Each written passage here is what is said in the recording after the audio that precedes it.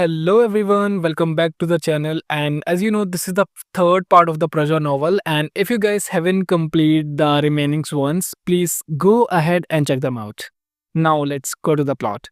The next chapter introduces us new character here, Nandibali. Nandibali's parents are not alive and he has no land and earns nothing. Expect his strong muscles. Nandibali is a very strong guy who is looking for a bride. As a bride price, he is ready to become a goatee of bride's father. And at the same time, he meets Billy and he approaches Billy's father, Sukrujani, who agree to his proposal and Ndibali become a new member of the family. In the next chapter, the Sahukar visits to the village. He bought land and decided to cover into an orange orchard. For that, he stayed there for few days.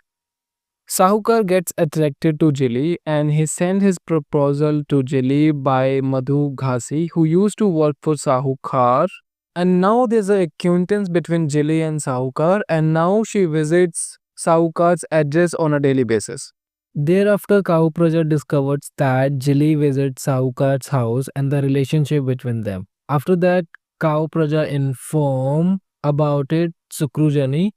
The Sukrujani get angry and threw Jili from his house. Now Jili has no place to go except Sahukar's house. The Sahukar cleverly propose marriage to Jili and pay the bride price to Sukrujani, but Sukrujani is not ready to accept the situation. On the other hand, Mandi and Tikra are trying to rid themselves of the Sukrujani and they decided to sell liquor to repay their debt. Meanwhile, Jili has adjusted herself in new house with Sahukar in Kadamjola, where she lives with Sahukar. After a few days, when Sahukar has entirely fulfilled his sexual desires, he decided to leave Jili. Before leaving her, she has a sweet word with Sahukar, which indicates that Jili play a crucial role in Sahukar's life and she is such an important person for him. Where the both Sahukar and Jili were living, cannot even understand the code dialogues and now she is living a lonely and unhappy life. Now Mandia and Tikra have gathered that money that they can obtain their freedom and land back from the Sahukar. They have offered that money to Sahukar through his father. But the Sahukar put the allegation that they have stole the money and instead of freeing them, he refuses to give their land back and threatens them that he will call the police. According to the Sahukar, the land has been mortgaged for 30 years, which Sukrujani has signed. But initially, he said in the oral agreement that Sukrujani can obtain his land back when he will pay the 25 rupees to Sahukar. But now he is denying. Nandibali suggests that they should file a complaint against him. They walk to the Koraput town. They meet the petition writer in the court who suggests that they get a written petition and engage a lawyer.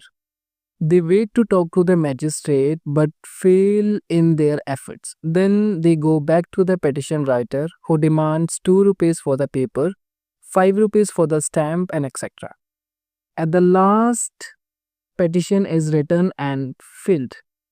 He fills the simple tribal folks with confidence that they will be able to win their land back and they should not worry about it. The next passage highlights the injustice forced by Sukrujani in his legal battle. He is given a date to bring his witness for the case hearing, but behind the scene, the Sahukar bribes the petition writer, ensuring the case is manipulated.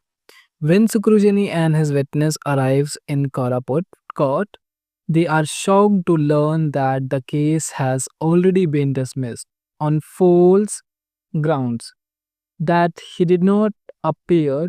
This realization leaves him feeling cheated and deceived once again, pushing him into a state of frenzy as his frustration and despair grow. Thereafter, they decided to talk Sahukar. Sukrujani and his two sons go to the Sahukar's place where Jili stays and they make a humble request to return their land back. but he refuses to help them. In the state of anger, Mandya took his axes and killed the Sahukar. Jilly runs away and the three go to the Lachimpur station to admit their crime before the police.